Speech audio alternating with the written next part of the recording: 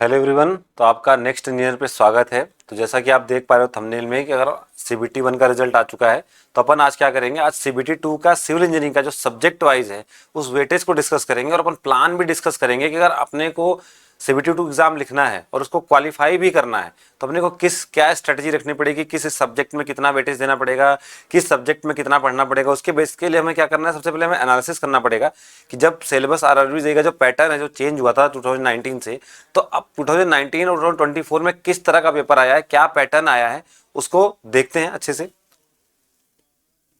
तो ये थोड़ा सा मेरे बारे में है। इस तरह के एग्जाम्स निकाले हैं और रेलवे में मैंने आरआरबी जेई 2019 में सेलेक्ट हुआ था। मैंने लगभग 4 से 5 साल जॉब भी की है।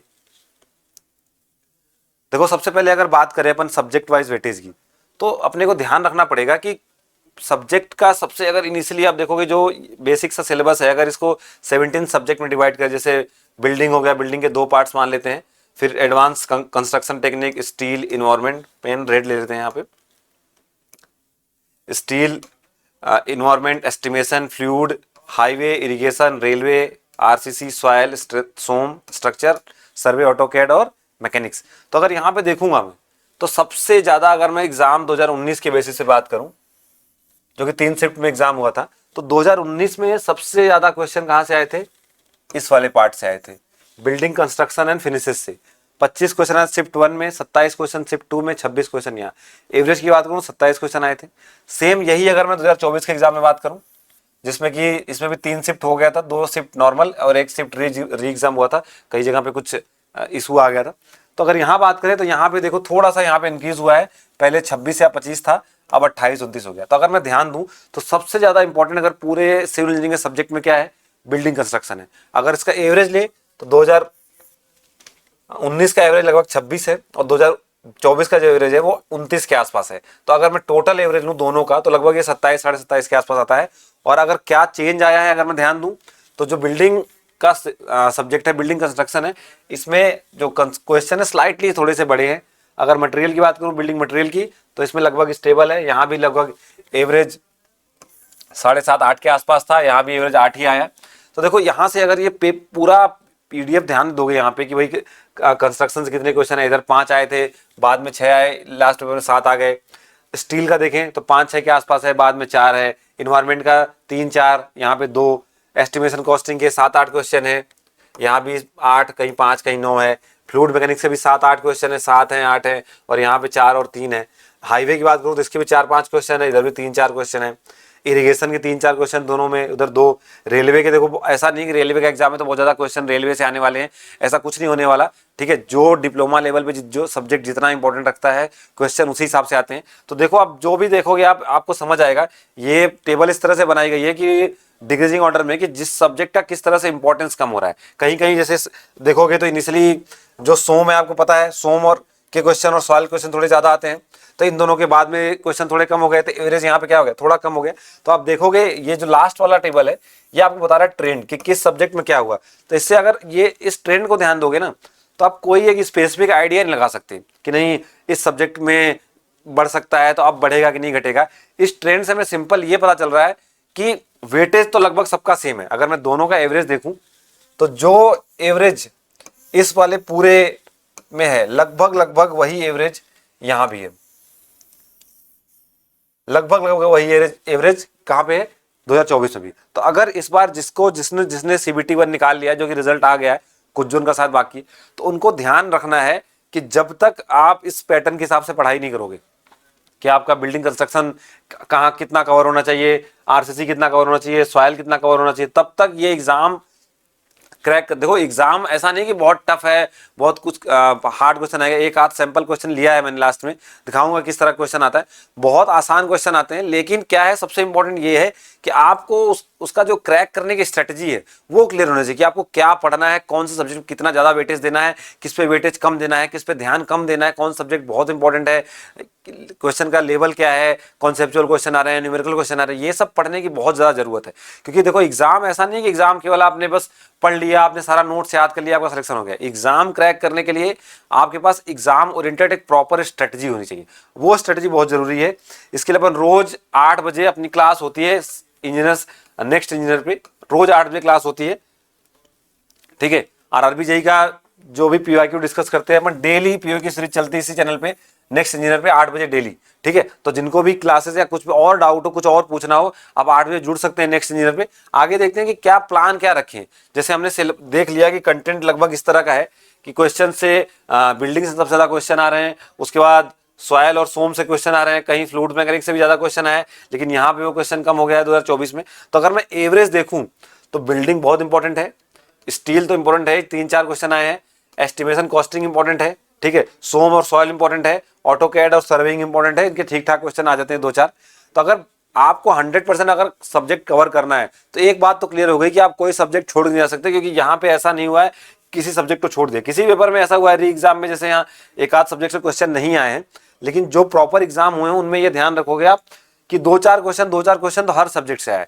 तो किसी के दिमाग में ये बैठा हो कि नहीं मैं कोई क्वेश्चन छोड़ चला जाता हूँ या कोई सब्जेक्ट छोड़ चला जाता हूँ काम हो जाएगा, तो देखो पेपर क्या है कि नॉन टेक और टेक दोनों का है। आपको पता है कि लगभग 100 क्वेश्चन आएंगे टेक्निकल के और 50 क्वेश्चन नॉन टेक्निकल के आएंगे। तो अगर आप, और कट ऑफ लगभग 75 से 80 प्लस ही जाती है, तो अगर आपने कहीं भी एक जो सिंपल क्वेश्चन है जो आपसे बन सकता था उस पर अगर आपने कोई नेग्लिजेंस रखा तो आपका जो सिलेक्शन है वो पीछे हो सकता है। तो ध्यान रखना है कि आपको कौन से सब्जेक्ट में किस तरह की स्ट्रेटजी रखनी है, और कोई सब्जेक्ट पहले तो छोड़ना नहीं। तो इसके बेसिस पे देखो 3 प्रायोरिटी सेट किए मैंने, ऐसा एक टेबल, क्योंकि जब मैंने पढ़ा था, जब मैंने तैयारी की थी तो लगभग इसी लेवल का स्टैंडर्ड फॉलो किया था। तो आप लोगों के लिए भी यही एक सजेशन दूंगा कि अगर जब आप कोई भी इस तरह के एग्जाम की तैयारी करो, प्रीवियस पेपर देखो, पीवाईक्यू के बेसिस पे आप क्या करो, एनालाइज करो कि क्या क्या सब्जेक्ट को कितना इंपॉर्टेंस दे रहा है, किसका कितना वेटेज है। उस वेटेज के बेसिस पे आप ये डिसाइड कर लो कि आप किसको कितना वेटेज दोगे। तो अगर बात करूं प्रायोरिटी की, तो 3 लेवल की प्रायोरिटी बनाई, P1, P2, P3 और एक P4 है जिसमें ज्यादा इंपॉर्टेंट सब्जेक्ट नहीं है। तो यहां बात करूं इसमें क्या क्या है, बिल्डिंग्स है, सॉयल, कंक्रीट आरसीसी के साथ, और सोम। ये सारे सब्जेक्ट क्या है, इनको अगर आप टेक्निकल के पॉइंट ऑफ व्यू से देखोगे तो इनको आपको ज्यादा टाइम देना है, जिसमें कि सबसे ज्यादा टाइम आपको देना है कहां पे, बिल्डिंग पे, और लगभग 5 से 7%, 5% टाइम आपको बाकी सब्जेक्ट में।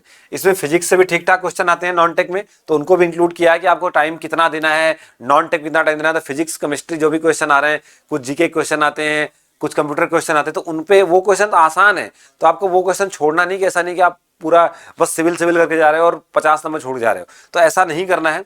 तो इस तरह से आपको प्रायोरिटी सेट करनी है, और उस तरह से आपको टाइम भी फिक्स करना है कि अगर आपके पास, मान लो एग्जाम के लिए आपको 1 महीना बाद डेट आ जाती है आरआरबी की, भाई 1 महीने बाद एग्जाम है, आज 15 है, मान लो 15 जून से एग्जाम है, तो आपको ध्यान रखना है कि आपके पास 30 दिन बचता है। 30 दिन में आपको हर सब्जेक्ट को कैसे पढ़ना है, कि किसी सब्जेक्ट को आपको डिवाइड कर, पर आवर के हिसाब से आपको डिवाइड करना पड़ेगा। अगर मान लो डेली में 7 से 8 घंटे पढ़ रहा हूँ, कि देखो 8 घंटे इनफ है, 8 घंटे अभी से जो लग जाएगा पढ़ने के लिए, जिसका सीबीटी निकला हुआ है, सीबीटी 1, वो इजिली एग्जाम को क्रैक कर सकता है। बस बेसिकली उसमें ध्यान इतना रखना है कि एकदम एग्जाम ओरिएंटेड और स्मार्ट स्टडी हो, गाइडेंस सही हो, ऐसा नहीं कि इधर उधर भटकना नहीं है। ठीक है, देखो मैंने बार बार रिपीट कर रहा हूँ कि अगर किसी को कुछ भी डाउट है ना, कि कुछ पूछना है, मुझे कुछ समझ नहीं आ रहा, या कुछ भी ऐसा आरआरबी से रिलेटेड, क्या आरआरबी का जॉब प्रोफाइल क्या है, क्या होता है आरआरबी जेईई में, या और कैसे पढ़ें, तो 8 बजे डेली क्लास होती है इसी नेक्स्ट चैनल पे।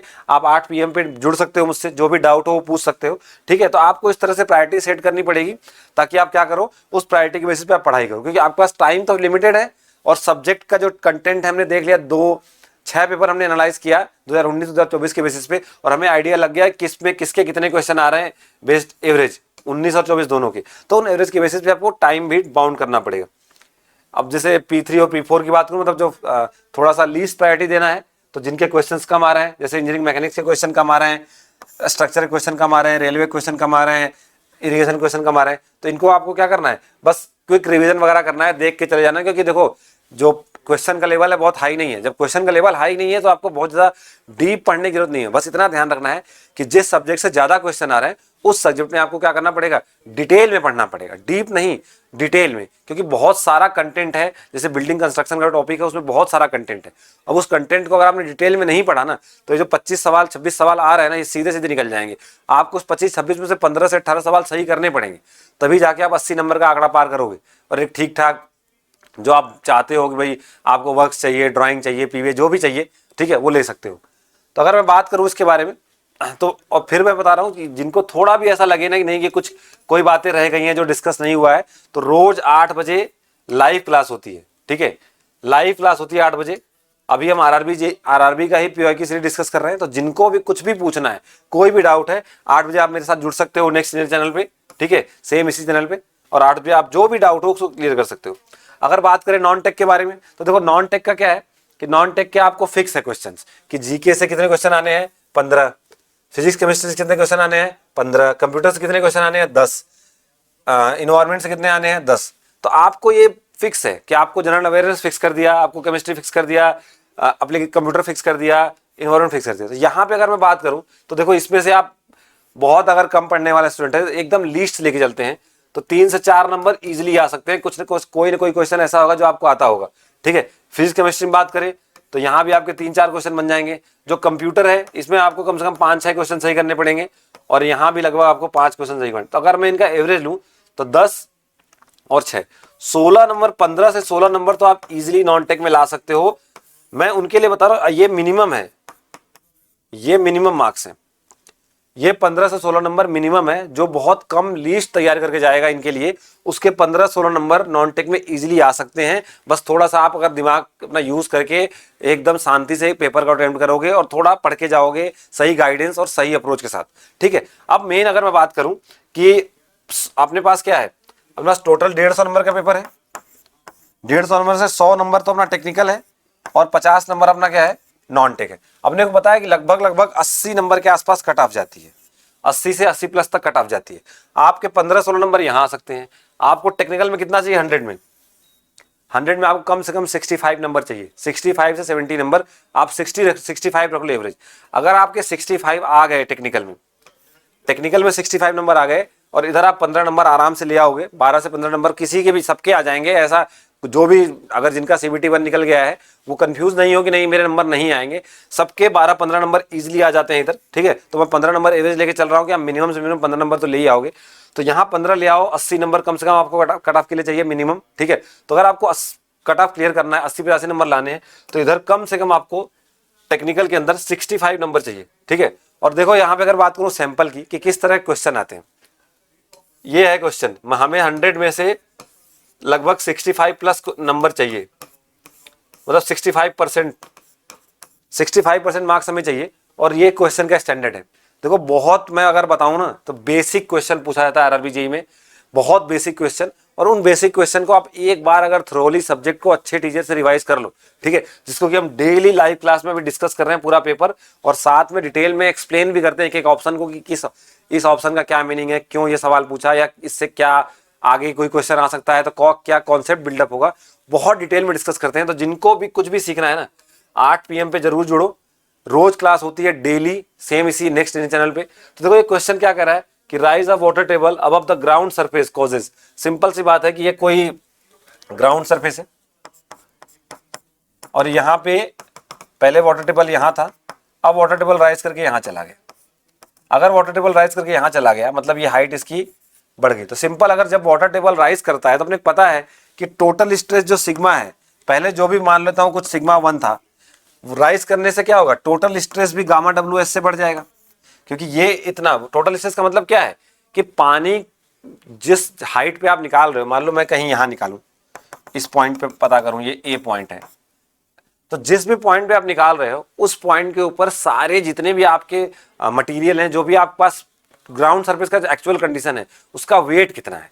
तो देखो ये मान लो इनिशियली मैंने बोला सिग्मा 1 की जब ये वाटर टेबल यहीं तक था, पहले केस में यहाँ तक और दूसरा केस यहाँ तक है, तो जब वाटर टेबल यहाँ तक था तो इसका जो स्ट्रेस था, टोटल स्ट्रेस, वो सिग्मा 1 था, ठीक है। अब आपने वाटर टेबल को H हाइट से राइज कर दिया, तो अब मैं इस पॉइंट पे वापस से A पॉइंट पे जब टोटल स्ट्रेस निकालूंगा तो मतलब A पॉइंट पे एक एक्स्ट्रा वजन रख दिया ना हमने, ये वाला पोर्शन का वजन रख दिया। तो इफेक्ट टोटल स्ट्रेस का मतलब क्या है, टोटल स्ट्रेस का मतलब सिंपल है कि आपके किसी भी पॉइंट पे कितना स्ट्रेस आ रहा है, कितना लोड आ रहा है, ठीक है, दैट इज टोटल स्ट्रेस। तो अगर मैं बात करूं तो इनिशियली केस 1 के केस में सिग्मा 1 था, अब आपने इतना वजन एक्स्ट्रा रख दिया, तो मतलब आपने क्या किया, गामा WH एक्स्ट्रा रख दिया। और अगर मैं बात करूं पोर वाटर प्रेशर की, तो अब पोर वाटर प्रेशर तो इनिशियली जब वाटर टेबल यहाँ था तब इसकी हाइट जो भी होगी, मान लो U1 पोर वाटर प्रेशर होगा, लेकिन जैसे ही आपने क्या किया, आपने H हाइट और पानी का बढ़ा दिया, तो आपको क्या करना है, जिस भी पॉइंट पे आपको निकालना है, सिंपल है कि आप उस पॉइंट पे जाकर खुद बैठ जाओ, यहाँ पे आप बैठ जाओ और वहां से देखो कि आपके ऊपर कितना पानी भरा हुआ है। सिंपल बहुत बेसिक सा कॉन्सेप्ट है पोर वाटर प्रेशर कैलकुलेट करने का, कि जहां से भी आपको पूछा जा रहा है वहां से आप जहां तक पानी देख सकते हो वहां तक की हाइट आपका पोर वाटर प्रेशर में यूज आएगी। तो यहां से देखोगे तो ये वाली हाइट और ये वाली हाइट, अब इस वाली हाइट के साथ तो हमने पहले ही कैलकुलेट कर लिया कि वो वैल्यू U1 थी, तो ये वाली हाइट का जो एक्स्ट्रा हाइट है वो क्या हो जाएगा, गामा WH। मतलब जितने कैपेसिटी से टोटल स्ट्रेस इंक्रीज हुआ है उतनी ही कैपेसिटी से पोर वाटर प्रेशर इंक्रीज हुआ। इसीलिए तो कहते हैं अपन कि जब इफेक्टिव स्ट्रेस निकालते हैं इनको इनका डिफरेंस लोगे तो कोई चेंज ही नहीं आएगा, क्योंकि इफेक्टिव स्ट्रेस क्या होता है, सिग्मा बार क्या होता है, सिग्मा माइनस म्यू होता है। ठीक है, तो जब भी आप इफेक्टिव स्ट्रेस निकालोगे तो यहाँ पे जितना टोटल स्ट्रेस बढ़ा है उतना ही इफेक्टिव स्ट्रेस पोर वाटर प्रेशर बढ़ गया, तो मतलब इफेक्टिव स्ट्रेस में कोई चेंज नहीं आएगा। इसीलिए कई बार ये बहुत फेवरेट क्वेश्चन है कि जब भी वाटर टेबल ग्राउंड सरफेस के ऊपर राइज करता है ना, तो हमेशा इफेक्टिव स्ट्रेस में कोई चेंज नहीं आता, equal increase in pore water pressure and total stress दोनों में सेम होता है। बाकी ऑप्शन में ऐसे ही कुछ बेवकूफ बनाने के कुछ भी लिख दिया है कि equal decrease in pore water pressure, ऐसा कुछ होता नहीं है। Increase in pore water pressure but decrease in total stress, ये भी कुछ नहीं होता। Decrease in pore water pressure but increase in total stress. ठीक है, ऑप्शन को घुमा फिरा के आपको कुछ भी 4 ऑप्शन लिखना चाह रहे हैं, तो ये बहुत बेसिक से क्वेश्चन आते हैं। ऐसे क्वेश्चन अपन डेली डिस्कस कर रहे हैं 8 बजे अपने चैनल पे नेक्स्ट इंजीनियर पे। तो आपको जो भी कुछ भी डाउट हो ना, अभी स्ट्रेटजी के रिलेटेड भी एक वीडियो लाऊंगा, जिनका जिनका CBT 1 क्लियर हो गया है, जिनका जिनका CBT 1 क्लियर हो गया है, जो CBT 2 को और अच्छे से लिखना चाहते हैं और उनकी कोई स्ट्रेटजी चाहिए उनको, ठीक है, तो जरूर 8 बजे जरूर यहाँ पे लाइव कनेक्ट हो नेक्स्ट इंजीनियर पे। हमें रोज क्लास होती है 8 बजे, ठीक है, पिछले 2 दिन से स्टार्ट हुई है, अभी हमने नया इनिशिएटिव स्टार्ट किया है। तो आप सब लोग जो भी वीडियो देख रहे हैं 8 बजे जरूर जुड़ें। और कुछ भी डाउट हो ना आपके मन में रेलवे से रिलेटेड, क्योंकि मेरे पास ठीक ठाक एक्सपीरियंस है, रेलवे में मैंने काम भी किया है, तो मैं आपको सजेस्ट करूंगा कि आपको क्या करना चाहिए, क्या तरीका है, कैसे आप इस जॉब को इजिली क्रैक कर सकते हो। और बहुत ज्यादा देखो कठिन नहीं है, बस सिंपल सा है कि आपको क्या करना है, अप्रोच जो है एग्जाम ओरिएंटेड रखनी है और एकदम कॉन्फिडेंट होके पढ़ते जाना है। ठीक है, तो जो भी स्ट्रेटजी हो, कुछ और डिस्कस करना हो, रेलवे से रिलेटेड कुछ भी पूछना हो, तो आप जुड़ सकते हो 8 बजे। ठीक है, सब लोग जरूर जुड़ो, सबको वेलकम। बाकी और कुछ भी चाहिए तो आप निम्बूस ऐप डाउनलोड कर सकते हो। इंजीनियर्स एकेडमी का ही एक सेकेंड चैनल है, आप जहाँ पे कुछ भी पूछ सकते हो, बाकी सारा डिटेल आपको PPT मिल जाएगा। ठीक है, थैंक यू।